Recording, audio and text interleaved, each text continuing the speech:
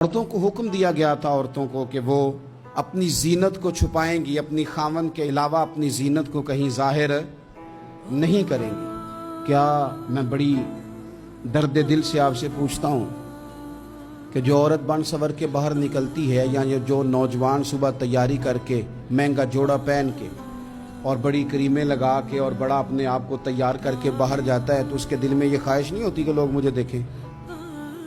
کس لیے نکلا ہے وہ؟ اگر وہ تیار ہو کے تیاری کر کے مرد یا عورت کوئی بھی باہر گیا تو کس مقصد کے لیے؟ اس کے سینے کے اندر یہ خواہش نہیں پیدا کہ لوگ مجھے دیکھیں گے، اور دیکھنے کے لیے اس نے یہ سارا کچھ کیا ہے۔ اب امام بہقی جو حدیث لائے ہیں، حدیث کے لفظوں پہ غور کرنا۔ اب جو میں کہہ رہا ہوں، میرے نبی پاک صلی اللہ علیہ وسلم نے فرمایا لعنتی ہے وہ شخص جس نے دیکھا، اور حضور فرماتے ہیں وہ بھی لعنتی ہے جسے دیکھا گیا۔ جسے دیکھا گیا وہ بھی ملعون ہے۔ کس کی بات ہو رہی ہے؟ تو شارحین فرماتے ہیں جو تیاری اس لیے کر کے گیا تھا کہ مجھے دیکھا جائے، جس نے اپنے اوپر طاری کی تھی چیزیں کہ مجھے دیکھا جائے اور میں بد نظری کا۔ حضور علیہ السلام نے تو ہمیں فرمایا تھا کہ تہمت والی جگہ سے بھی بچ کے رہنا، جہاں تہمت لگ سکتی اس جگہ سے بچو۔